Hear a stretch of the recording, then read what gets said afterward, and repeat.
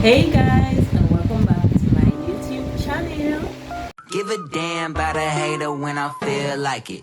Not today, not today, not today, not tomorrow. Get out my way, please. I'm trying to get paid. Not today, not today, not today, not. Okay, guys, so I've been gone for a very long time.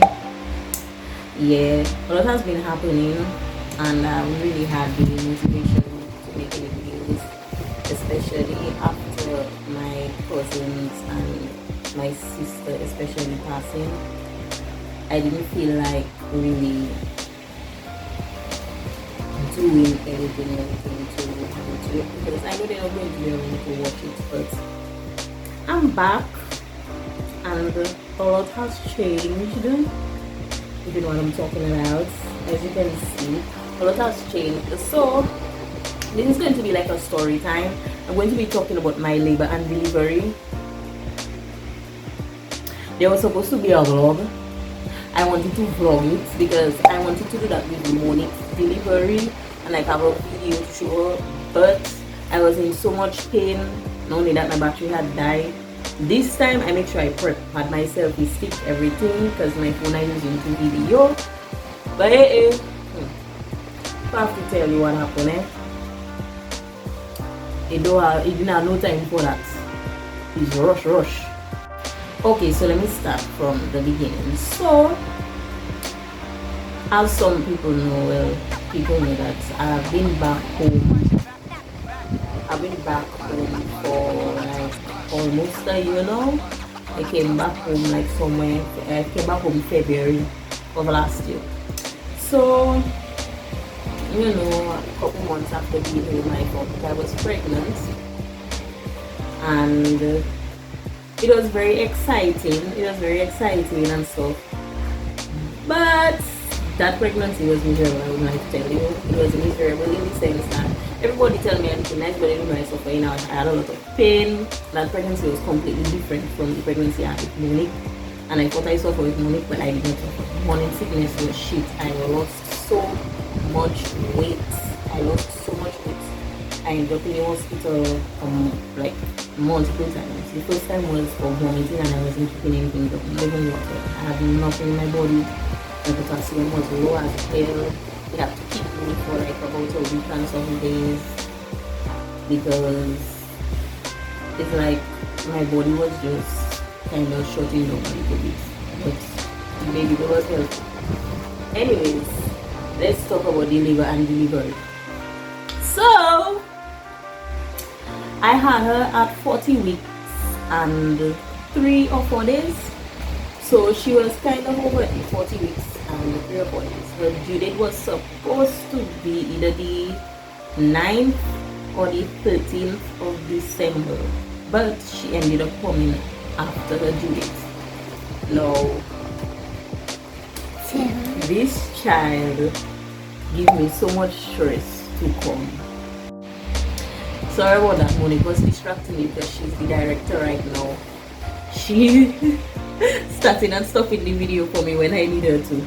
Anyways, so she was actually born on the 15th of December. Her sister was born on the 15th of January. And you want to know this, so ironic, Monique was born on the 15th of January. Friday, on a Friday the 15th. Her sister was born on a Friday the 15th. And that's so much of a coincidence. And both my children have the same sign as their fathers, and both my children born the same month as their father, close to their father's birthday, and that is so ironic. And not only that, that same Friday the 15th, they were born on a Friday on the 15th. And her father's birthday was actually the week before. So, coming to the labor and delivery, so I was having issues. I wasn't dilating or anything, so I had to walk a lot. And you know, I think it was Thursday night. I was walking and stuff because I checked my child coming walking, and doing all kind of things. Probably make 100 circles in the kitchen because the kitchen is quite large. So I made like about 100 circles. I checking like that child to come. I checking like the child to come. Yeah.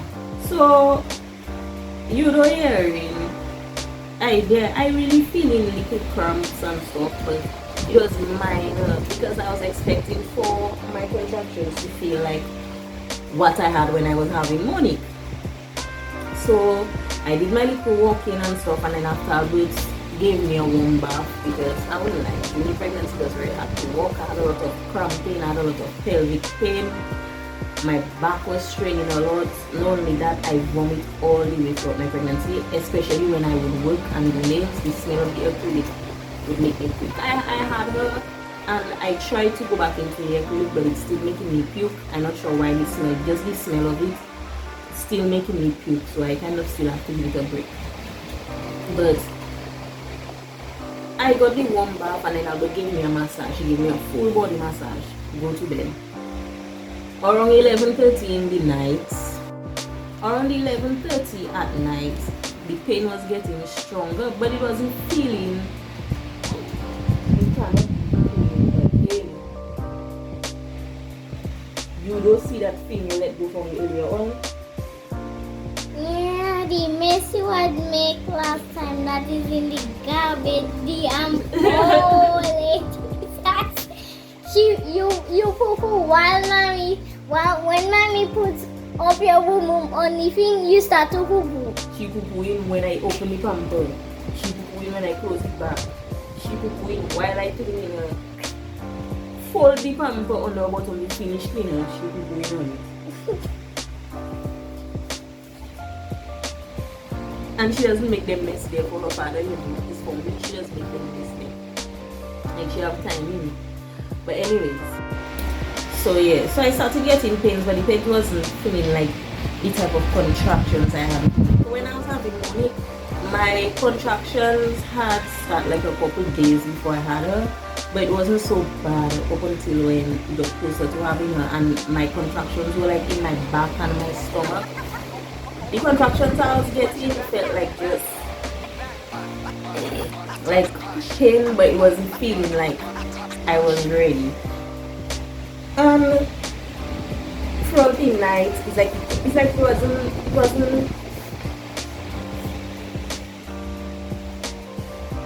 it wasn't like how I expected it to be. So it's like I didn't pay any attention to it. I thought it was just Braxton heat, so I'm thinking the Braxton heat and the big pass right here. So Braxton heat and it's like the contractions, they're not similar, it's irregular, you can't really time it. But with that one now, it's like the pain was coming, it was lasting just a couple of seconds and then it would go, and it's like it wasn't steady. So you know, hearing I trying to sleep, I never sleep the night because every time the pain coming, but it's not progressing in the sense that it's getting worse. So I check it. Okay. Next day come. No, Albert had to go to work in the afternoon, so he was at home with me, and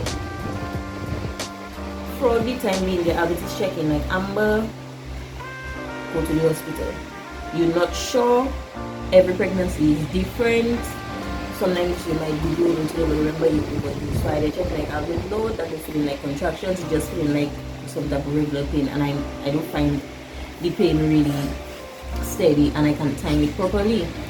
So moving on, afternoon come about and I would lie down taking a rest for him to go to work, and I just get a whole feeling, and I was like, you know what, I talked to my waking up, I said, Albert, I don't know, I really feel that I need to go to the hospital. No, the only reason why I was hesitating is because I was supposed to check in the next week.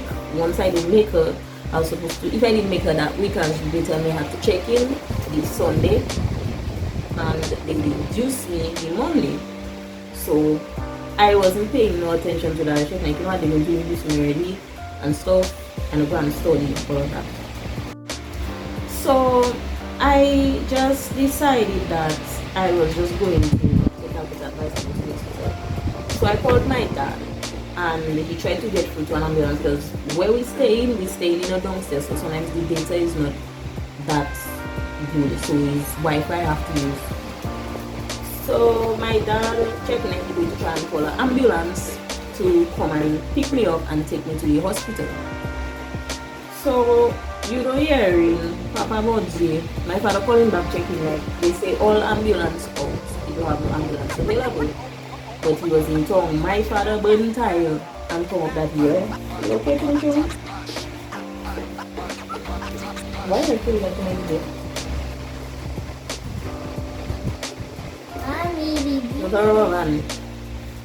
Anyways, so my father burnt and he found the hill and he took me to. So I just let me take my bags and everything because they might just keep me knowing they're going to have to use me in a couple of days.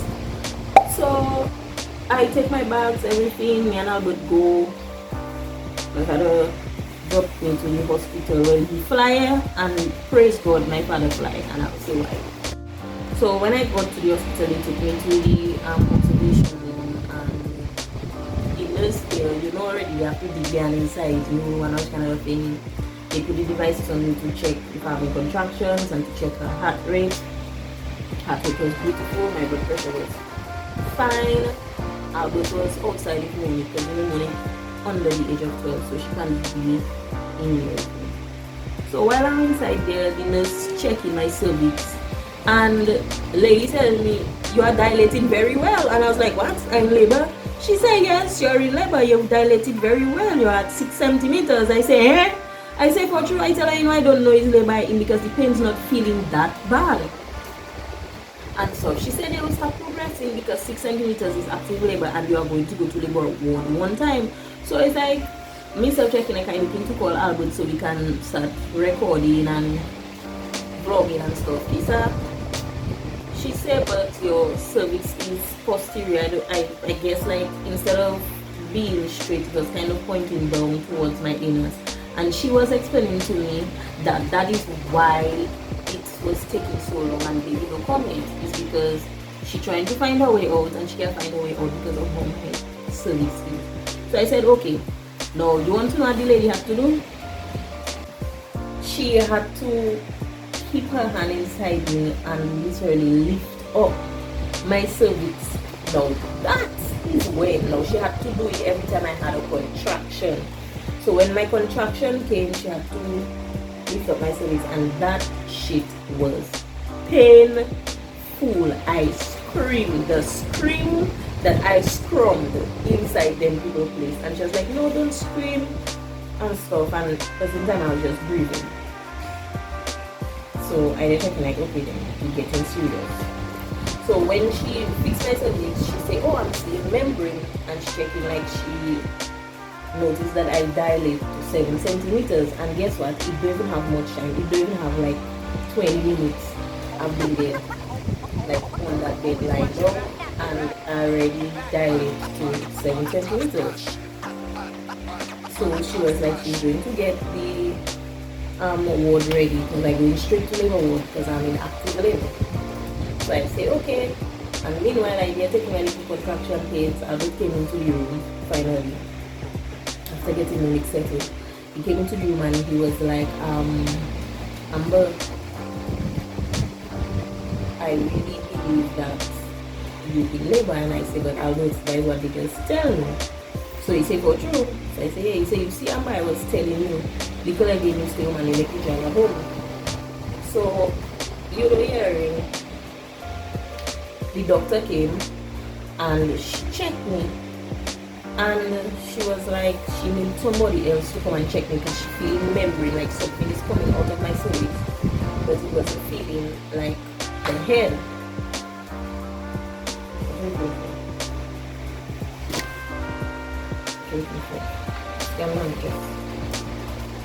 Yes. So it was feeling like her head was feeling soft.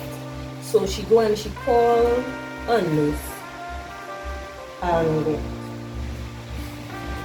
the nurse checking, like she going to check me. As she checked me, she just feel something warm come down. So my water broke, but she keep her hand inside me, and she was like, "Oh, your water break." As I checked you, your water break me. Then after she was like, "Turn," And I was like, what? So I turned and I go on my side.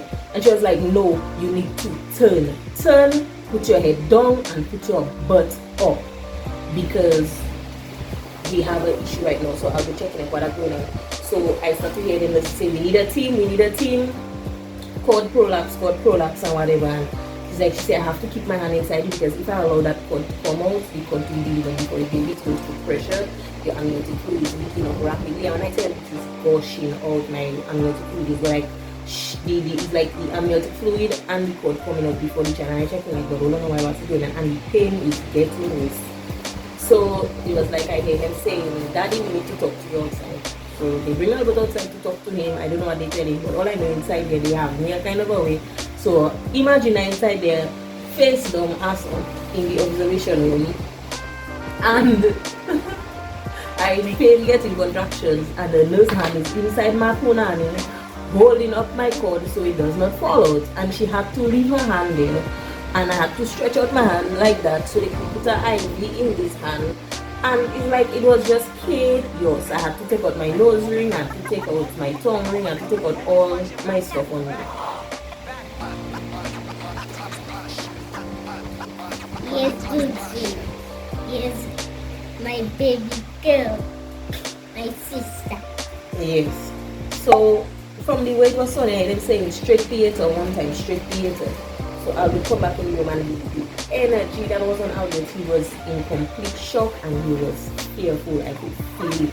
He was nervous at first, but then that nervous feeling turned into a fear and I just feel Albert energy. I would like to tell you, he's no change, I don't know. He doesn't have to speak to me for me to know something wrong with him.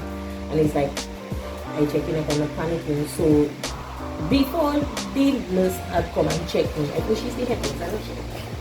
She's actually one of my sister's older school friends' mom, and she was also around when I had known it, so I know her. I remember her very well. Okay. So before she came, I really find like the doctor and then they were scrambling to find Tracy's heartbeat, and it's like her heartbeat was dropping, and they checking like it's probably motion because she moved a lot. Tracy was moving a lot. In my stomach. From the first time I feel Tracy move, Tracy moving. From time she 11 weeks and I got my first scan at 11 weeks, she was a mover. She was always moving in the scan. She moving. So they're checking like she's very active. So that is why you can't really get a placement on her heartbeat, and that's what they was checking. Because I know her heartbeat was dropping.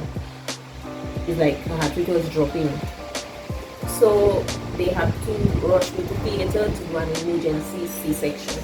I didn't have no time to sign consent forms, and here the joke there, they had to transfer me to the theater, head down, ass up, fingers in my vagina, and just had to be up on the bed, running with me to bring me to theater to cut me open. And in the theater, I still head down, ass up, and they still trying to put the IV in me because the position I am in, I cannot move or else. With the pressure on the cord and she going to be starved of oxygen. She's going to be starved of oxygen. I need to wrap it up because I'm family and I don't need to be found at the process. You're so tiny. Mommy, stop getting distracted. Okay. So Why are we getting distracted? you don't see the class on here. Anyways, before I was really interrupted by these two. So, director is supposed to say behind the camera. Cut. Okay. So I got really scared, and while I'm in the theater, listening to scene all the people here and they rushing and checking. Yeah. So I think it had like about 6 or 7 people, and it's like I see what the hell is going on? And a doctor came to me and she was like, young lady, you're supposed to sign up consent form, but right now we don't have time for this. We are working against the clock. The baby is in distress and we need to get her out now. And we're going to put you under. So we need you to relax. Anything you want to know, I say please save her life. Do anything you can to make sure she's healthy and she's okay. They put me under. Take to the breaths, I was out like that, and then when I get up, the first thing I saw was Albert, and Albert showed me a picture of her, and he was like, oh my god, look at her, she's so beautiful, and whatever. And I was like, oh my god, she have your mouth and thing, and please that I said, and then I was back to sleep. I woke up. I didn't actually get to hold her till the next day in the night, because I had to get up and walk, and I remember the early morning, the nurse came to bathe me and everything, and I remember I was feeling so messed up because I had never had surgery or anything like that, and I didn't want to get a C-section. The main thing I did not want, that is what I ended up getting, a C-section.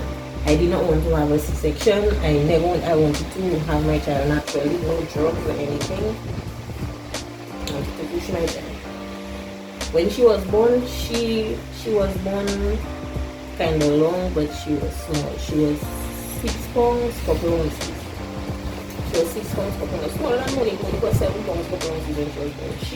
She was 6 pounds, couple ounces when she was born. And it's like, I remember he was telling me that it was really a resurgence time, and I did not know the full extent of everything. When Albert came and he spoke to me, because big up to Albert, big up to my husband, because Albert really take care of me. Albert take care of me all through that pregnancy and all through that journey of having her, and he still is taking care of me. Well, you know what I see. Yes. So, big up to Albert, because there's a certain time in the pregnancy where I couldn't walk properly.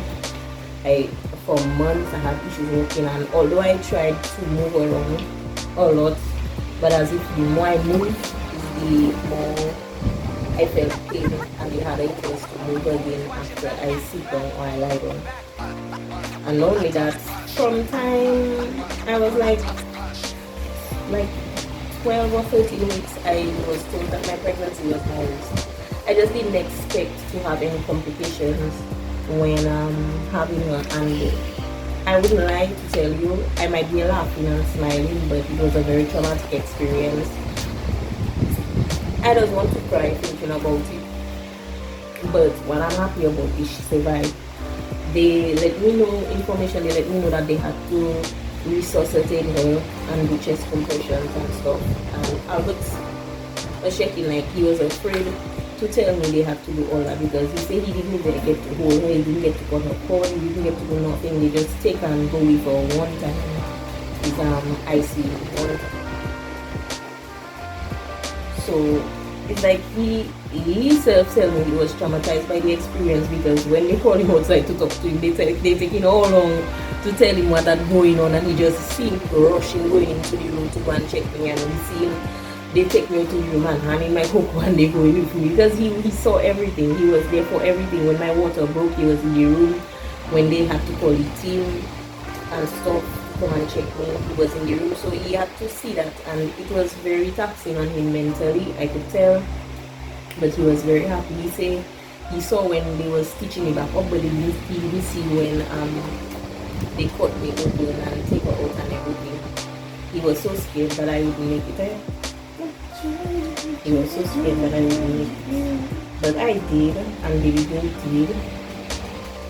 And she is troublesome as ever, like Katie, until yes. So it was very emotionally taxing. I remember when they brought me back into that same observation room to have my bandage changed for the first time. I started panicking, my chest started to close up, because I don't know, it's like I keep having a lot of flashes in my head of the moment, and finding out that it was a very serious situation. I kept having a lot of flashes, and it's like it just come back to my mind, and I would get real panicky, and I felt like I couldn't breathe. And I said to myself, you know what, let me try and come down. Next day when they come and observe me blood pressure, and they don't let me go at my room, because I do at the hospital. I like to go at my home. So it was very rough. Yes, so it was very emotionally taxing. I wouldn't lie, I would never do that again. And it's right now recovering from section is very difficult. I'm usually a person I like to work, and I would like to tell you, I was checking like, yeah, after I make her right back to work and stuff and blah blah blah blah, and it's like it's not that. And I miss working, I miss doing nails, or I still work, I still do my powders and have other stuff doing in the business. But you see, in creating the product, like I haven't been doing persons a lot lately. I've mostly been doing like lip scrubs and powders. Like the things I've been making with my hands, and other things and stuff like that. But to say like doing the acrylic nails, I miss doing that. And the mere fact that I cannot even take the smell, hopefully it will fix itself, because I do like the fact that I cannot take the smell of the liquid, because I love my look. I love to work. I was so depressed throughout my pregnancy because I had to stop. I was supposed to stop working sooner than October, but I didn't want to, because I felt like I was bored and I was kind of useless in a sense. I felt very off. And that is another reason why I take out the business income, because it don't make any sense that I cannot even walk to come to town or move to come to town, and I have my business income. And not only that, I felt more comfortable at home, and not only that, it was kind of less fear for Albert, because I really don't like the fact that I have to be moving around. I was afraid that I would end up dropping it. Okay, I know the leg's strong, okay.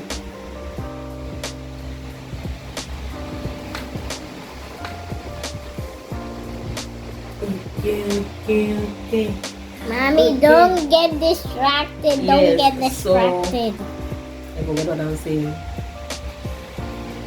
So you said Daddy said he was afraid you would drop. Daddy was afraid. He was afraid that I would drop or something in town. So it's like he was more comfortable having the business at home and stuff. So with that, it's like that was basically it. That was my experience. And I wanted to share it because I won't lie, I have never been through something so physically taxing. And this is a first for me where I literally kind of push through something. Because usually if I get sick or something, I would push myself. Unless I really feeling like I'm going to drop, I'll push myself. And my pregnancy was difficult. What happened? Mommy, don't get distracted.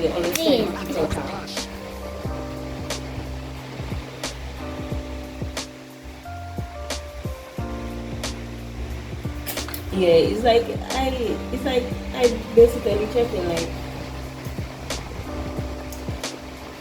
if it wasn't for my stubbornness, I would have been at the hospital earlier, because I was just really checking like you need to go to the hospital. But he made the decision up to me. He's not a pushy person in the sense that will put me in a uncomfortable situation and stuff. And I have a fear of hospitals, because since after that time my brother got the seizure when he was really young, and he ended up in the hospital. He's a person they pass with and bring this in the hospital. He was not still alive, and then after we see them pass back to the same person dead. So since after that, I developed a fear of being in the hospital, because in my head, registered in my head, when you come inside there, you know about that. So I never liked going to the hospital, never liked staying in the hospital. If it's not for my children, I don't want to go to the hospital. What happened to you? You want more tete? She do that. That means yes. She want more tete, money? That looks like a tete face. No, she looking like she just watching around. She just probably wants a little attention. She won't take tete, she won't. No. I suspect she won't take tete. Well, try a test. Let's see if she'll grab your nose. Let's see if she'll grab your nose.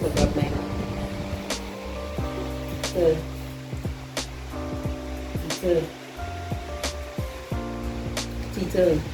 Yes. Yes. Look, Tita. Anyways, thanks for watching.